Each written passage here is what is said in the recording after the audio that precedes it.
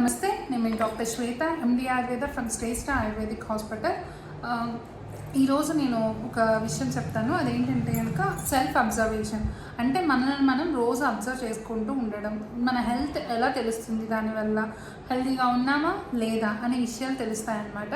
అదేంటంటే కనుక morning లెగ్గానే first మన ఫేస్ ఒకటి అద్దంలో చూసుకున్నప్పుడు మన ఫేస్ ఏమైనా ఉబ్బరంగా ఉందా, లేకపోతే పాలిపోయినట్టు అనిపిస్తుందా, లేకపోతే ఎక్కువ ఏదైనా మచ్చలు వచ్చాయా, అది హైపర్ పిగ్మెంటేషన్ అయి ఉండొచ్చు, డార్క్ స్పాట్స్ అయి ఉండొచ్చు, లేకపోతే ఏంటంటే కొందరిలో తెల్ల మచ్చలే కొంచెం తెలుస్తూ ఉంటాయి అన్నమాట. అలాంటి కండిషన్స్ కూడా ఉంటాయన్నమాట.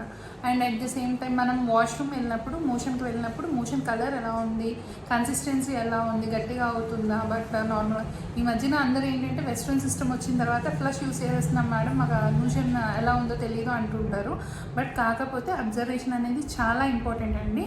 అండ్ నెక్స్ట్ ఇంకోటి యూరిన్ కలర్ ఎలా ఉంటుంది, ఎన్నిసార్లు వెళ్తున్నాం, రోజుకి 4 to 5 సార్లు యూరిన్కి వెళ్ళడం మంచి విషయము.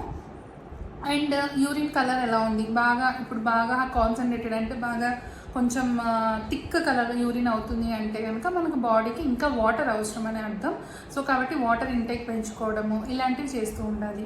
నెక్స్ట్ అలాగే మన ఫింగర్ నెయిల్స్ ఎలా ఉన్నాయి, ఊరికే బ్రిటిల్గా ఉన్నాయా, అంటే ఊరికే విరిగిపోతున్నాయా, లేకపోతే దాంట్లో ఏమైనా స్పాట్స్ ఉన్నాయా, లేకపోతే షేప్ ఏమైనా డిఫరెన్స్ ఉందా. దీన్ని బట్టి ఏంటంటే కొన్ని విటమిన్ డెఫిషియన్సీస్ని ఐడెంటిఫై చేసుకోవచ్చు, అండ్ కొన్ని లంగ్ డిసార్డర్స్ని కూడా ఐడెంటిఫై చేయొచ్చు అనమాట.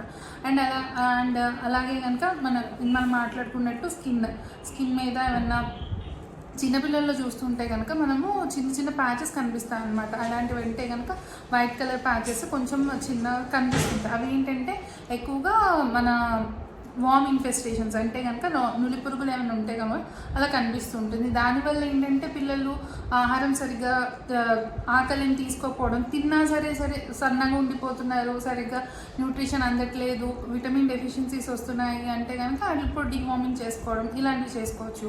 అండ్ పెద్దవాళ్ళలో ఏంటంటే మోషన్ కన్సిస్టెన్సీ, కొందరు పేరెంట్స్ చెప్తూ ఉంటారు, అది మేడం నేను తిన్న అన్నంలాగా మెతుకులుగానే వస్తుంది మోషన్లో, అలాగా చెప్తూ ఉంటారు. అంటే ఏంటంటే మీకు డైజెషన్ సరిగ్గా లేదు, అరుగుదల సరిగ్గా లేదు, దానివల్ల తర్వాత ఇష్యూస్ కాంప్లికేషన్స్ వస్తూ ఉంటాయి. తర్వాత మనం తీసుకున్న ఇప్పుడు కొందరిలో చూస్తూ ఉంటాం విటమిన్ B12 డెఫిషియన్సీ అని, విటమిన్ D డెఫిషియన్సీస్ అని చెప్తూ ఉంటాం. అది ఏంటంటే బాగా తింటున్నాము, అలిమెంటేషన్స్ తీసుకుంటున్నాం, అయినా సరే డెఫిషియన్సీస్ వస్తున్నాయి అంటే ఏంటంటే మీకు బాడీలో డైజెషన్ సరిగ్గా జరగట్లేదు, డైజెషన్ నుంచి అబ్జార్ప్షన్ అనేది సరిగ్గా జరగట్లేదు అని అర్థం. సో కాబట్టి మన మోషన్ అబ్జర్వ్ చేసుకోవడం చాలా ఇంపార్టెంట్. అండ్ ఎన్నిసార్లు వెళ్తున్నాం మోషన్, రోజుకి 2 సార్లు వెళ్ళడం అనేది చాలా మంచి విషయం అండి. కొందరు అంటుంటారు మేడం రోజుకు 2 సార్లు వెళ్తున్నాము, అదేమన్నా అబ్నార్మల్ ఏమో అన్నట్టు చెప్తూ ఉంటారు. బట్ అలా కాదు, మోషన్ రోజుకి 2 సార్లు వెళ్ళడం అనేది చాలా మంచి విషయం. బట్ మన కన్సిస్టెన్సీ కూడా చూసుకోవాలి, బాగా లిక్విడ్గా అవుతుందా, సెమీ సాలిడ్గా అవుతుందా, గట్టిగా అవుతుందా. మోషన్ గట్టిగా అవుతుంటే కనుక మనకి ఫైబర్ పెంచుకోవాలి ఫుడ్లో, మసాలాలు స్పైస్ అన్న తగ్గించుకోవాలి. అండ్ బాగా లిక్విడ్గా అవుతుంది అంటే కనుక ఎక్కడో గ్యాస్ట్రిక్ ఇరిటేషన్ బాగా ఉంది అని అర్థం. సో అది సెట్ చేసుకోవాలన్నమాట. నెక్స్ట్ కలర్ అనేది ఇంపార్టెంట్. కొన్ని జాండీస్ అలాంటి కండిషన్స్లో కలర్ బాగా ఎల్లోయిష్గా ఉంటుంది.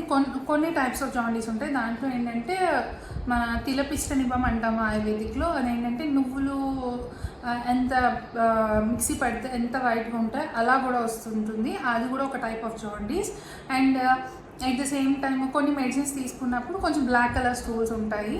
బట్ కాకపోతే ఇవేమి మెడిసిన్స్ ఏం తీసుకోకుండా కూడా మన మోషన్ నల్లగా అవుతుంది అంటే కనుక మనకి పైన అప్పర్ జిఐటి ట్రాక్ట్లో ఏమన్నా పుండు ఉండడం కానీ, అక్కడ ఏమైనా బ్లీడింగ్ జరగడం కానీ అలాంటివి జరుగుతున్నప్పుడు కూడా అలా జరుగుతుంది. సో కాబట్టి మోషన్ రంగు అబ్జర్వ్ చేసుకోవడం అనేది చాలా ఇంపార్టెంట్.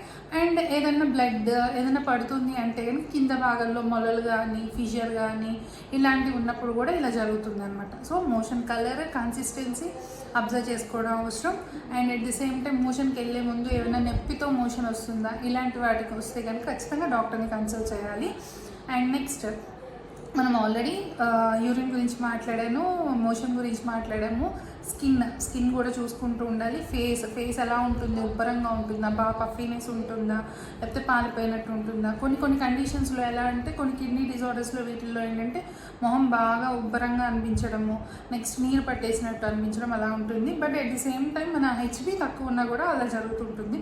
సో కాబట్టి అలాంటి ఏమైనా అబ్నార్మల్ కండిషన్స్ ఉంటే కనుక ఒకసారి డాక్టర్ని కన్సల్ట్ చేస్తే అదేంటి అని క్లారిటీగా డిటెక్ట్ చేసి మీకు చెప్తారు. అండ్ ఫస్ట్ స్టేజ్లో ఇవన్నీ తెలుసుకోగలిగాం అనుకోండి, ఈజీగా ప్రాబ్లమ్ని సాల్వ్ చేసుకోవచ్చు. అలా కాకుండా అలాగే వదిలేసి నాకు తెలియట్లేదు అలాగే వదిలేసి చూసుకోకుండా వదిలేస్తే కనుక అది ముదిరిపోయిన తర్వాత డాక్టర్ దగ్గరికి వస్తే మీకు కష్టమే, ట్రీట్ చేసే డాక్టర్కి కూడా చాలా ఎఫర్ట్స్ పెడతారు. బట్ మనం ఎంత స్టేజ్లో ఉన్నామని చెప్తుంటాం కదా, ఏ స్టేజ్లో వచ్చాం డాక్టర్ దగ్గరికి అనేది కూడా చాలా ఇంపార్టెంట్. సో ఇలాగా మన సెల్ఫ్ అబ్జర్వేషన్ అనేది చాలా ఇంపార్టెంట్. అలా అబ్జర్వ్ చేసుకుంటే కనుక ఎన్నో ప్రాబ్లమ్స్ని, ఎన్నో డిసీజెస్ని, ఈవెన్ క్యాన్సర్స్ని కూడా ఎర్లీగా డిటెక్ట్ చేసుకుని స్టేజ్ 1లో డయాగ్నోస్ చేసుకుని హ్యాపీగా ట్రీట్మెంట్ చేసుకుని హెల్తీగా మెయింటైన్ చేసుకోవచ్చు.